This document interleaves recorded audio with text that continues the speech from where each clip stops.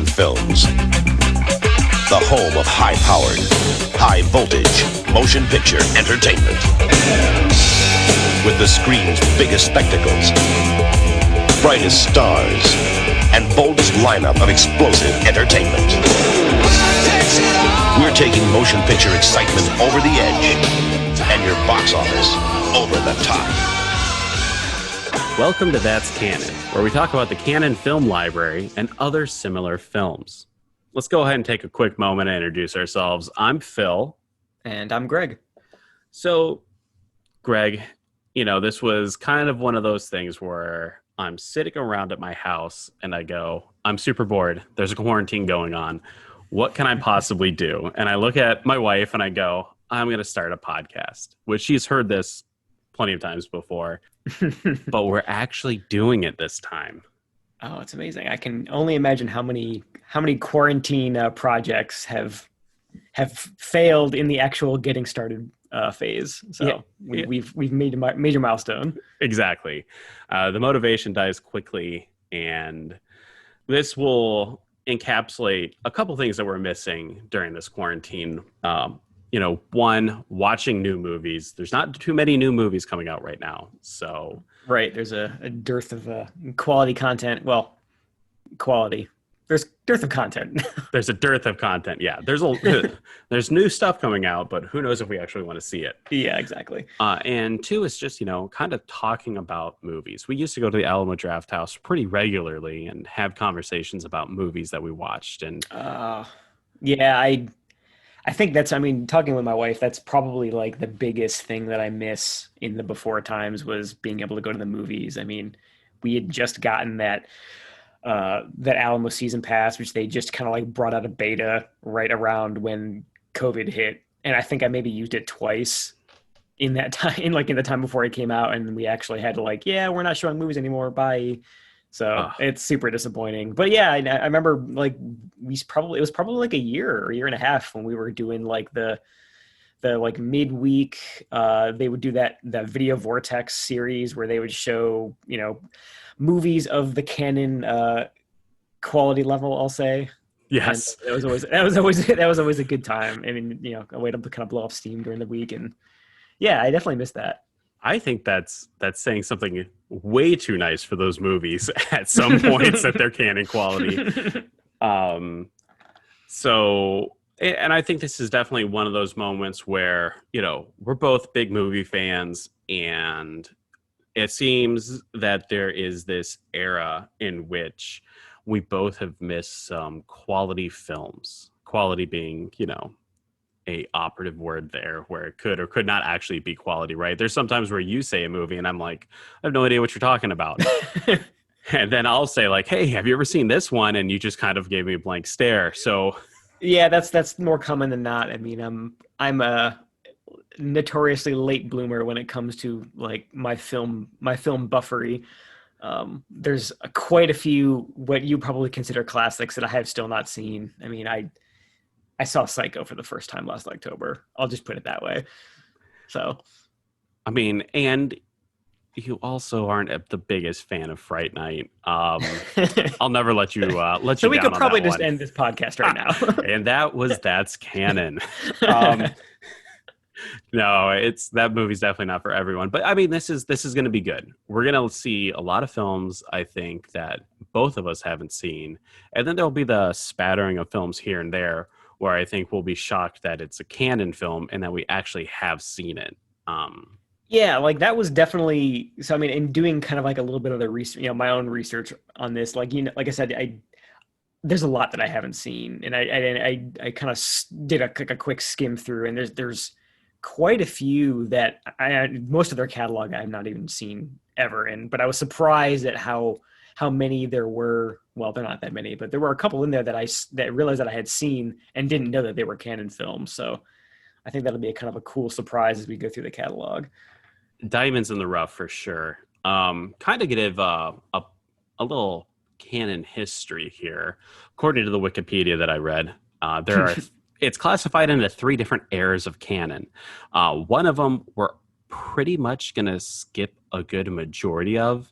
So in the very beginning, Canon actually started off focusing on dubbing Swedish softcore porn. Oh. I mean, you got to start somewhere. Right? Why I not, think why not start with Swedish softcore porn?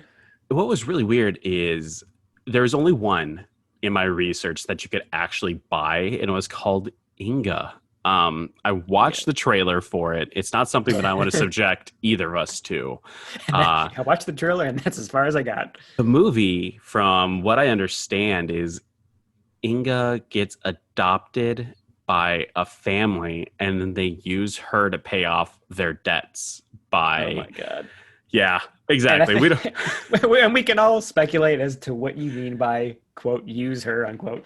Exactly. So we'll just go ahead and shuffle that one to the side. And then a good majority of the other ones, like I said, they don't really have a Wikipedia entry in them.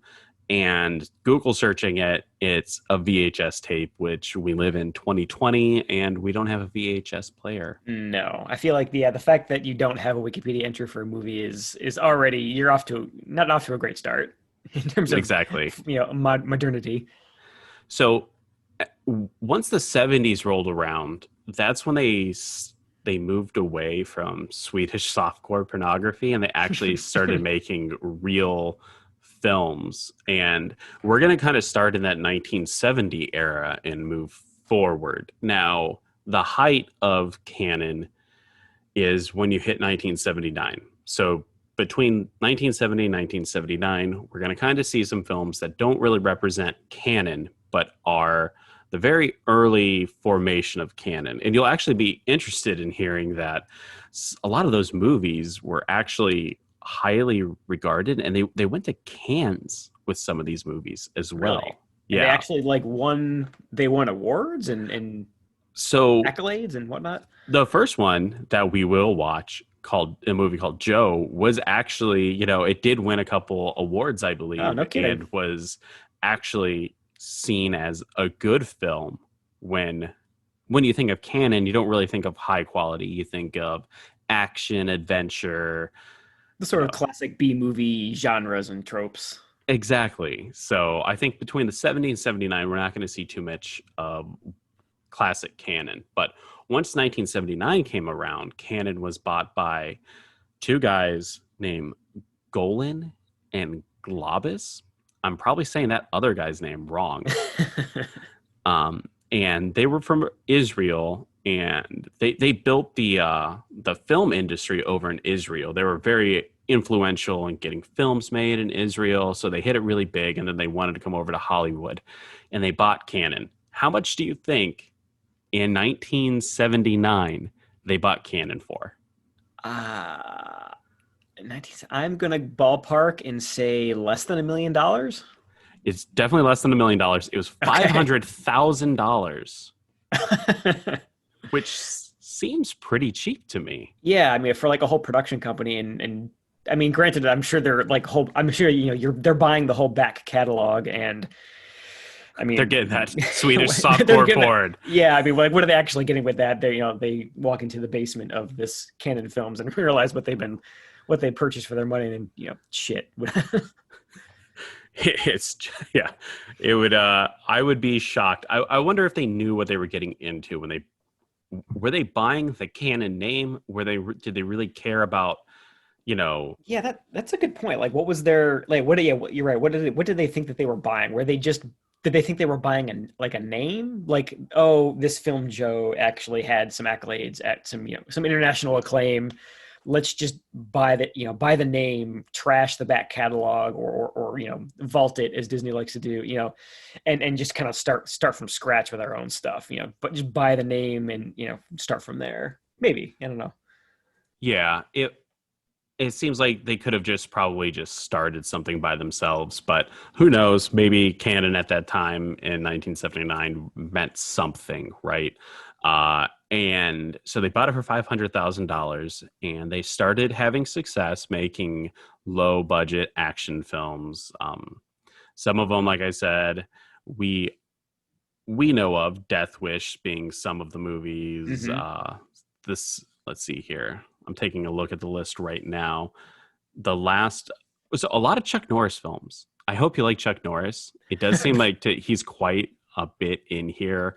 Movies like Ninja, Breakin' 2, Electric Boogaloo is some of the films that we're going to be watching. Of course. So there's a lot of these action films, and at the height of canon hysteria, we'll say, in 1986, they were releasing 46 films a year. That's insane. Like, and I sort of like spoiled myself a little bit on the history. You know, I watched that Electric Boogaloo documentary, which I highly recommend to anyone who hasn't seen it. But I think like that was probably the statistic that I found most, I mean, impressive is the word that comes to mind, that they were able to juggle so many like concurrent productions at once and not have it like actually have them be complete release films and not have it, you know, all kind of fall down like a house of cards. Like that's insane that they're able to essentially have a releasable product, you know, quote unquote releasable, you know, we'll say, but you know, having a releasable product for almost every week of the year is just, I mean, like love or hate the movies themselves. You have to, from like a managerial and organization perspective, you have to kind of give some credit where credit's due. That's a lot of filmmaking, and you can definitely tell that they just loved the process. Exactly. And it's really weird because when you think about it now, when a film company releasing 46 films a year is insane. When Disney comes out with 3 or 4 movies a year, you know, you get a couple Marvel movies, a remake, and maybe a Star Wars, right?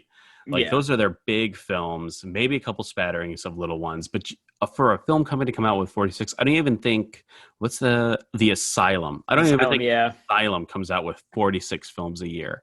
So the rate that they're churning these things out and handing out money for people to make films is almost trauma level of insanity. But the quality is so much better than trauma. Not to, you know, poop on trauma too much, but the ideology of between canon and trauma, canon at least goes, let's put a lot of action in here and try to make it, you know, as best as we can for the budget that we got, while trauma is like, here's $10, put something together and we'll call it a movie. Oh yeah, I mean you can definitely tell that they were squeezing everything they could out of the budgets that they were allocating to you know, for action films. I mean you can definitely tell that they were making a lot from a little. Yeah.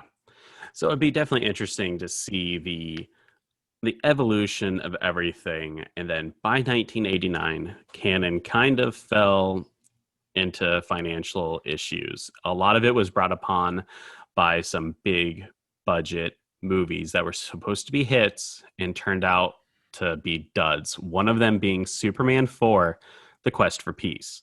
Of course. So that one is by far one of the worst superhero films ever made, right up there with Batman and Robin, and is it killed this film company. And you can kind of see it when you watch that movie. We won't get too much into it, but Superman 4 started off with a large budget, and then they cut it right before they started making the film. And then when you watch the final product, it definitely shows. Oh yeah, I mean and again in that documentary Electric Boogaloo, like they showed a lot of clips from it, and that was sort of, you know, as they were kind of going through the history, they definitely, that was like you said, you know, they started to dip their toe into like, hey, you know, we want to be a little bit more legitimate. You know, people, we feel like they're not taking us as seriously, so we want to put out some like big, you know, big budget tentpole movies, and it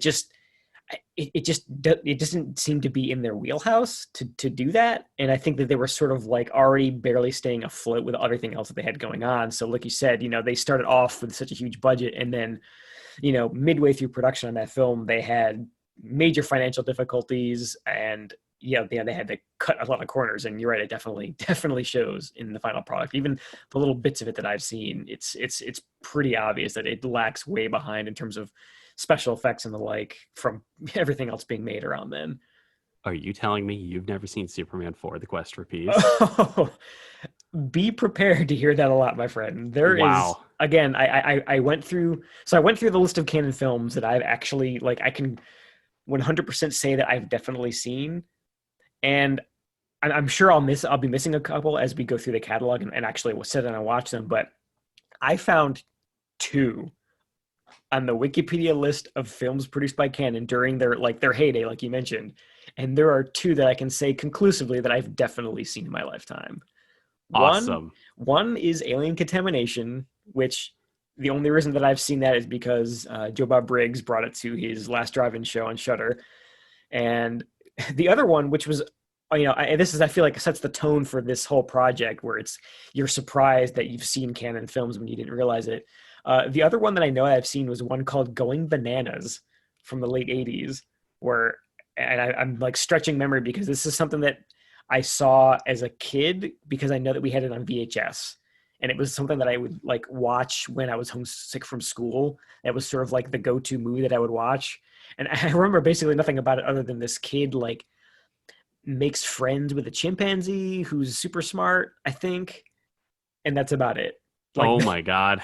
like just those two movies. So, I mean, you're going to get a lot of fresh, candid opinions from me throughout this whole project. That's awesome. I've never heard of Going Bananas, but now I'm very excited to see it.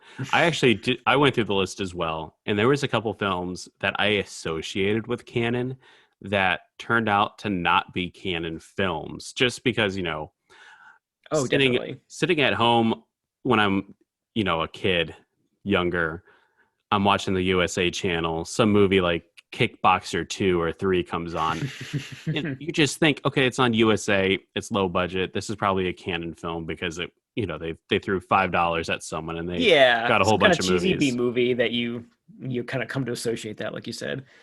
So it'll be awesome to go through these films and kind of, as we go through them, we'll definitely see other films that we associate with canon, but not necessarily canon, and we'll bring those in as well because there's definitely, while canon is the king of B, there's going to be these tiny offshoots that are there around the same era that I think will be interesting in seeing, and kind of like watching those as well, seeing who imitates canon.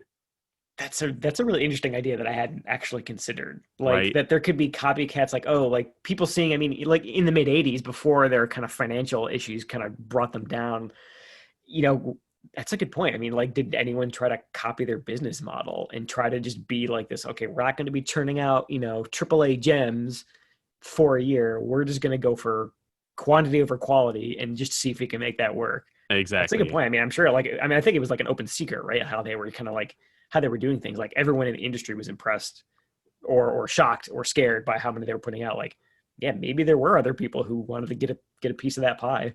Exactly. And another thing about canon, and well, I'll try to track it as much as possible, but the reuse of costumes, sets, props is rampant in these films.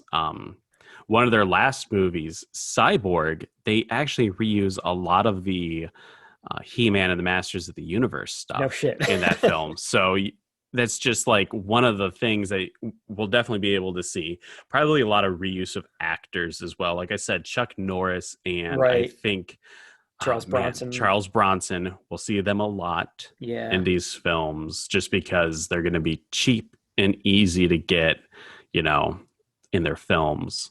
Oh man, it's funny you say that because, like, again, I've seen so little of canon films, but it's weird how many of those like big name actors that I know about through osmosis, but didn't realize that they were sort of like in that canon stable, like Chuck Norris and Charles Bronson. Man, I've never you're gonna hate me for this. I've never seen any of the Death Wish films. I've never actually seen any of Chuck Norris. Like I watched a couple episodes of Walker Texas Ranger on TV back when I was a kid, but I've never seen any of his movies. But I mean, for the kind of the bad rap a lot of the movies get, it's amazing how much of their content has sort of made it into the like public consciousness almost through osmosis. Like it has that kind of the word like meme, which is probably maybe a little too modern for this, but like that's the kind of like quality that it has to some of these movies where it's like the so bad it's good kind of quality where people who have never heard of or seen any kind of movies in their life still know about like things like, oh, Electric Boogaloo, that's a funny name for a sequel to a movie. Like a lot of people know about that and have never even heard of the fact that heard of the actual movie itself. Exactly. I highly doubt there's too many people that's going to be like, "Oh man, you're a Breaking 2 fan." They're gonna kind of look at you with dead eyes, and Oh I yeah. totally agree. I think 100% of the mythos of Chuck Norris is just based around those Chuck Norris jokes. People kind of like pal around and say that they've seen a Chuck Norris film, but if you actually have, you probably wouldn't be too proud that you've actually seen a Chuck Norris film. No. I'm not a huge Chuck Norris fan. Yeah, from what little I've seen, yeah, it's the jokes about him single-handedly taking on armies of who knows what are they're greatly exaggerated. And I think we keep throwing that word quality around and like putting it in air quotes when we apply it to like a canon film, but like there's like quality. It's like there's a lot of subjectivity there, right? And like I think I forget which YouTube channel has coined this phrase, but like there's like this concept of like it's entertaining for any reason. Like it doesn't have to be, like you said, like a 4-star A+ kind of movie to get entertainment value out of it. Like there's that concept of funny bad movies, but even movies that are maybe not necessarily funny bad, but kind of like schlocky action movies or like over the top gore, like those aren't going to be winning any critical awards, but they're still just really entertaining to watch. And I think that's a niche from what little of their library that I've seen. I think I can probably confidently say that like that's a niche that canon does really well, which is like, yeah, we're not going to be winning any awards, but these are like, you're not going to be bored, hopefully, watching most of these movies. I hope. So I agree. I think Joe Bob said it best. Don't be boring. If you're bad and boring, it's a bad movie. If you're, bad but exciting, then that's entertaining. Then it's fine. Like, did you watch Joe Bob this week? Yeah, his Slumber Party double feature, yeah. Slumber Party Massacre 2 is a bad film, but it's so exciting and so fast-paced that you kind of buy into what's happening in front of you while the movie's going. Oh yeah, definitely. Like the like none of the characters are memorable. Like the sets are obviously like dollar store cheap. I mean, the acting in general is just not great, but like it's just so bonkers that you're, like you say, yeah, like you're never bored throughout the whole runtime. Like it's a very watchable movie despite its what it lacks in quality or substance. That hopefully is something that we can say about the canon movies that we watch here. And that's all you can really hope for. Exciting, fast-paced, doesn't lose our interest. Now, this first episode, we don't really have a movie that we're going to talk about. It was kind of just to spur the momentum of getting the podcast going and kind of talking about what we're going to be doing. Obviously, we're going to have hundreds of fans as soon as I post this on the internet. Instantaneously. But, I'll go ahead and put it out there. We're going to be on Instagram. We have it's That's Canon. We have a Twitter @That's Canon and an email That's Canon CANNON @gmail.com. Go ahead and feel free to reach out to us. If you have movies that you want to suggest for us to watch, go ahead and pass them our way. I think we want to stay away from movies like The Asylum, right? Yeah. Those are movies that are made intentionally to be bad. They are not. There's no semblance of it being good at all. Right. Yeah, I feel like that's something that like comes up a lot with B movies, especially now that there's sort of this like this internet driven resurgence in sort of like digging up these old bad movies and re-releasing them on Blu-ray. And just like the reason that those are so entertainingly bad is that they weren't trying to be bad movies. They were trying to be like cult B movies when they were made. Like they were made by people who had a genuine passion and interest, and they tried to make the best thing they could, and they failed miserably. And that's why it's that's why it's entertaining. But when it's endearing. Yeah, it's endearing. Yeah, there's the endearing quality too, because you can see like it's kind of like, oh, that's cute. Like when the zipper or the shoes of the monster in the movie are plainly visible in frame. Like when you try to do that intentionally, it's hard to put your finger on, but it shows. Like that it's kind of like winking at you too much, and that makes it entertaining. So definitely agree. Like staying away from movies that are intentionally bad, like the Sharknadoes of the world. Exactly. And I have seen the Sharknado series, a good majority of them, and I can say when you have to crowdsource how you want the story to go, I think they voted on whether or not Tara Reid's character should have died in one of them, really? or will die in the next goodness. one. That's it shouldn't be those kinds of movies. Who needs a screenwriter? Exactly. Let's Twitter, just ask, what you got?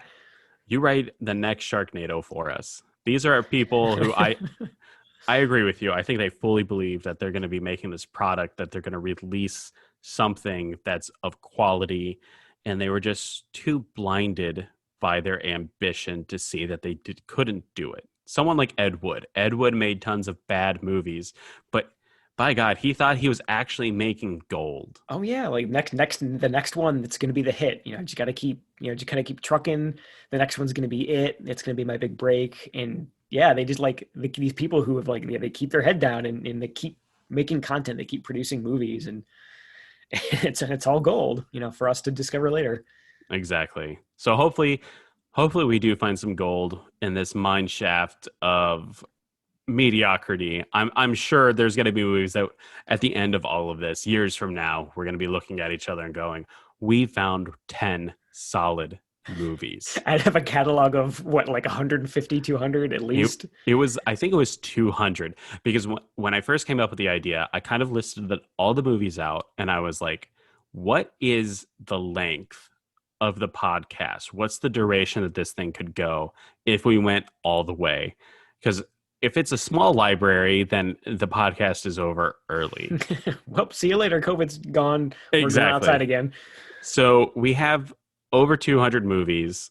This could last years. So that's exciting. And I think we're going to have a lot of fun. Hopefully some people will join us along the way, and we can have a great discussion about all these movies. Oh yeah, if nothing else, I'm sure there's going to be some gems and some duds for sure. But like, if nothing else, these kind of movies are just fun to talk about. If it's fun to talk about good movies because there's a lot to pick apart. There's a lot of quality there's a lot of praise to discuss. But I think there's like equally as much to talk about with bad movies or cheesy B movies, because there's just there's the one layer where it's funny to like giggle at goofy things that happen or missteps or boom mics that come in, but it's also fun to talk about like, what were they thinking when they wrote this line, or what were they thinking when they wrote the plot this way? So I mean, even like the really worst movies, there's always fun things to talk about. So I think we'll have plenty of fodder for this canon. Oh, I love the pun. There. I love it. So we were talking about how, I mean, there's so much in the movie universe that I've not seen, and I'm a late bloomer. I'm coming to a lot of film knowledge and discovering a lot of these cult classics like really late. Probably compared to you for sure. I mean, you've mentioned seeing a lot of these kind of movies when you were younger, and it wasn't really until like maybe 5 or 6 years ago did I really start like buckling down, like, okay, I'm going to watch all these classics. But and it's kind of, I get a little off topic there, but, I was kind of trying to like think through as we were going through the canon catalog, and I was reading through, and it's like, I'm just like amazed at how much of this stuff that I've like heard through osmosis, not even just like when I was a kid, but also in a lot of like other media that I consume now. I mean, and I like kind of wrote down a couple of things that, where I've like heard of canon film. I mean, the big one is the Best of the Worst series that a channel on YouTube called Red Letter Media has put out for a number of years now. And I mean, like that's the gimmick for those videos. They watch 3 or 4, bad movies, and you select them randomly sometimes. And they're always of that, kind of classic cult B movie quality, and they talk about them, and, they pick whichever one is the best of the worst. And I think that's where this concept for me comes in, where, is it's entertaining for any reason. Like, is it entertaining because it's genuinely entertaining and it's quality, or is it entertaining because it's funny to poke fun at? But they talk about, I actually think they had a Christmas episode where they talked about, it was like a very canon Christmas, and they had wrapped DVDs of canon films and some VHS too in boxes, and like they kind of picked them randomly that way. So, and I think 2 of the ones that they did were Invasion USA, which I think was Chuck Norris, and one of the Death Wish movies. So like, even though I've never seen some of these movies, I feel like I kind of feel like I have, like I know about them. And so, I mean, maybe that's kind of spoiling myself for actually watching the movie, but it's amazing, like how many other, like YouTube channels and just kind of browsing through Reddit and how much of this stuff that I've kind of like discovered, tangentially over time. I think that what's that the Masters of the Universe movie, right? Yeah, the He-Man movie. Yeah, like I think they talk about there was that Netflix documentary, The Toys That Made Us. I think they did a whole episode about He-Man They and that did, whole yeah. toy line. I think they had like a whole segment about that movie. So like, and kind of like the weird history behind it. So that's another one, like one of these canon classics that I haven't actually seen, but kind of, I feel like I know enough about it. So it's going to be interesting to actually sit down and watch the movie if it actually, I'm sure they cherry picked the best, the choicest funny bad moments for those documentaries and things, but we'll see. We'll Most see how it holds definitely. up. Yeah, and I think, seeing what Red Letter Media does, the best of the worst, that was definitely like kind of like almost an inspiration because you got me into Red Letter Media as well. Did And I? just the Star Wars review for episode That's 1, that right. Mr. Yeah. Plinkett, when we Yeah. were, The Phantom Menace for like the 8-part hour long Phantom Menace review. That's yeah, right. and watching that series, it definitely makes me, that's like we said before, I miss the camaraderie of sitting down, watching a movie, discussing it. And I think Definitely. watching B movies of this ilk will definitely help us get through COVID hysteria. And The collective cabin fever that we've all had. exactly. So no, that's definitely a good point. I don't think you're spoiling anything. I think you're pumping yourself up to get into this new world of B movie awesomeness, and you're going to be looking forward to a lot of these moments that they're cherry picking out, and then you're going to be like, well, that was only like two Oh, minutes of this movie. oh, It but was the there's the line. Yeah, I exactly, remember yeah. that. So it's gonna that's I think that's great. I'm not one to worry about too much about spoilers for some of these older films. Get Oh yeah. excited, because the more we're excited, it's going to come through when we start talking about them, and hopefully get other people excited. Because if you told me last year, like, hey, Phil, let's watch a movie called Joe with Peter Boyle and Susan Sarandon, I'd kind of be like, well, we could just go to the Draft House and watch a new film today. There's literally a universe of much better movies that we can fill our time with. And Exactly. you want Joe? So we're going to open our eyes and we're going to step into this brave new world together, virtually hand in hand.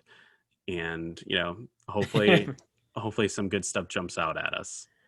Oh, I'm quite confident that it will. If those gems that we've seen referred to in all of these other media are any indication that it'll be worth waiting for those funny lines or those funny scenes, even if it's surrounded by hours of trash. It's worth Exactly. it.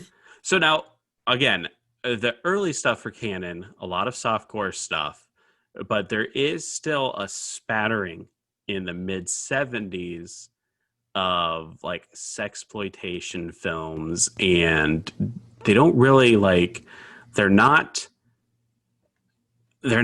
pornography, but when you read the byline for it or like the description for it, there's one called Au Pair Girls. I think I'm saying that right. Au Au pair, pair. Oh, like the French like nanny au au pair. Yeah. pair, au pair. It's described as a 1970s softcore sex comedy.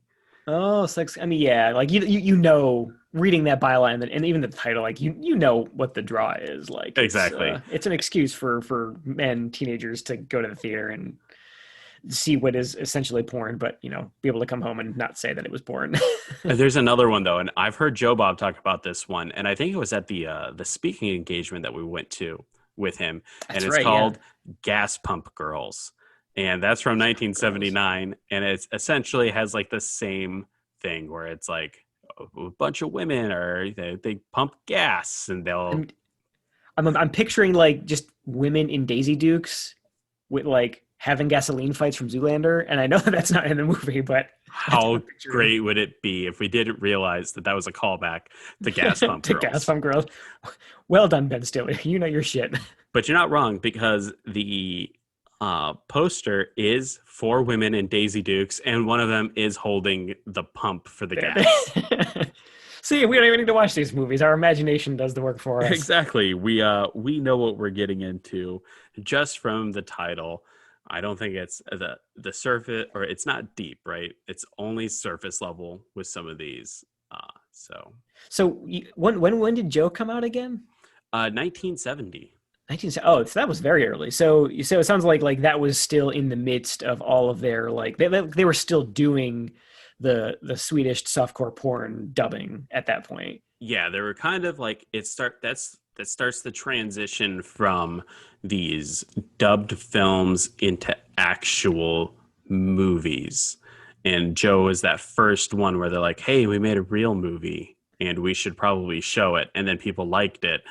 But probably to keep the boat going, they had to keep doing these dubs of Right. films and Just to these keep the coins kind of coffers full. exactly these low, these low hanging fruit films. Yeah. So I'll ask this now. How many of those movies are you planning to torture us with? I don't think too many. I think what I'll do is I'll go through the list and I'll pick out a couple, right? We're not gonna hit up all of these canon films. We're gonna take a couple of them that look to be the best of the best. The creme de la creme. Yeah. If there's a horror film, obviously we're in there. We're gonna watch it. Yeah. But we'll take a couple of their comedies that they have. But I'm looking at one right now. It's called The Happy Hooker. I don't know. It's an adaptation, the best-selling memoir by I don't even know how to say her name, Xaviera Hollander. Xavier Hollander. Okay. Yeah. Maybe it's good, maybe it's Happy bad. Hooker? I don't know. I'll open them all up, take a look. I'll pass them over to you. You make the final cut, and then we'll go with that. Okay, yeah, that sounds good. Yeah, as long I'm sure no matter what, I mean, we're gonna run into these scenarios where we're sitting down to watch these movies, and my poor wife is gonna walk in and be like, "What the hell are you watching?" Oh, I'm not watching anything. Don't look. Oh, it's just normal porn. It's not weird '70s Swedish dubbed porn. Exactly. I'm not a freak. Phil's making me do this. It's for the podcast. It's peer pressure. It's research. It's for science. Yeah. Oh, awesome. Great. That's going to be awesome. Oh my god, I can't believe you've never heard of Going Bananas. I have thought- never. And I think that was the only reason I actually thought to go look for that one is because that was one of the ones that they highlighted very briefly in that Electric Boogaloo documentary, where they were they're talking about them trying to branch out away from these like exploitation genres like the horror and slashers and like the weird sex comedies, like trying to like make like children's films. And I think that was one of them. It was like late like 1988 or something like that, and had I think Dom DeLuise was in it. And I forget the kid, and it was this weird, like, oh yeah, that's right, because they told this weird story about when they were like hiring the chimp for the movie, and the agent was really weird, so they ended up just like doing a guy in a suit. So, oh my God, awesome! And yeah, that's another like around that same time. That's when the crappy kid comedies were totally coming out. Like Dunstan Checks In. That's the monkey movie that I remember. Dunstan Checks In. It's like with orangutan and the kid from the Santa Claus. Santa Claus. And Paul Rubens is the exterminator. Yeah. So I think that's another one of those forgotten genres. The crappy kid comedy. Crappy kid comedy, yeah. Earnest films, right? Earnest films. Don't you talk shit about my precious Earnest films. I have a lot of nostalgia. That was one of the few kind of like B movie those are really popular. Like I shouldn't say that they were like unknown cult films. Like they made a lot of money and a lot of people saw them. But like that was one of the few that actually like I've seen all of those in Ernest movies and I love every single one of them. I think the early Ernest films for sure, right? Everyone's seen those, but once you start going like Ernest goes to the army, Ernest goes to Africa, I think you lose a lot of people there. Yeah, I think my favorite was Ernest Rides Again. Only because I remember this hilarious scene in the beginning where he gets like these power tools on a construction site all turn themselves on, and like a buzzsaw like chases him across like the unfinished floor of a house, and 8-year-old me just thought that was the funniest shit. Oh yeah. I definitely was an Ernest. I like the Ernest Scared Stupid. That one's my favorite. Was that the first one, or was the Christmas one first? I think the Christmas one was first, which Was it? we rewatched that one last Christmas season, and holy crap, is it bad? It's it's filmed in Orlando, and they want you to know that it's Orlando, as if it's New York City, right? Like, come on, Orlando. You're Yeah, you're Disney World with the airport. Like, exactly. You're not impressing anyone with this crap. oh, it's perfect. Oh, you know what? That reminds me of one of the other things that I wanted to bring up, which Yep. because we were talking about like we were talking about movies that we thought that we'd seen, kind of like cheesy B movies that we'd seen and thought that they were canon, but they turned out they weren't. Remember that one ninja movie that we saw at Alamo, and I think it was one of the Video Vortex movies, Yes. and like I'm just remembering it was like this weird this old white dude who was the ninja, but he's surrounded by, I think it was like a Filipino production. And all I remember is they would cut to these weird shots of him like talking on the phone in his house, and he had this children's Garfield phone, Yes, and we it just was thought that was the awesome weirdest shit. because I don't associate that time with like the height of Garfield, but yeah, he had the one where like you pick up the receiver and the eyes opened up or something And like that was that, right? yeah, it was like his Yeah. like the top part of his head and his mouth and his eyes, and like that just like sticks out in my head. And when I was going through the list, I was like, look, it was called Ninja Terminator, is what it was called. I had to look it up. Nice. And I was looking through, like, surely that's a canon film, because I remember, through that documentary that they had done all those like ninja movies in the mid late '80s. I was like, surely that's one of them, and it was not. I was shocked to find that that was the case. But maybe we mentioned maybe that there were these canon copycats out there. Who knows? Maybe that was one of them, kind of trying to cash in on that ninja craze. Oh man, Ninja Terminator. Yeah, ninjas and kickboxing. I think in the 80s we're going to get quite a few of those where it's kind of like, JCVD came around, everyone starts, "Oh my god, it's kickboxing. This is like the new best thing." Wow, it's like boxing with kicks. Yeah, exactly. So I think we're going to see a lot of that stuff. But yeah, actually, Ninja Terminator, they ridiculed several aspects of the film, such as the protagonist's use of the Garfield phone. What a Okay, weird movie. I'm glad I remember that right, because that would be a really strange thing for my subconscious to just like insert to a random movie. So Oh thank you for man. that, for reassuring me on that. Yes, these are the kind of movies that I'm very excited to see again. Ninja Terminator style action films where like you touch someone's chin and all of a sudden you hear like the crack of the neck and they fall down dead. Ninja stars left and right, as far as I Yes. can see. Oh my god, it's going to be awesome. So the first movie, I think we've talked about it a couple times. It's going to be a movie called Joe. It was released in 1970 and it stars Peter Boyle, young Frankenstein. He was Frankenstein and he was the grandfather in Everybody Loves Raymond. Hmm. Susan Sarandon, it's her first film role, and she was in Rocky Horror Picture Show, Thelma and Louise, and one of my favorite films, not a lot of people have seen it, Speed Racer.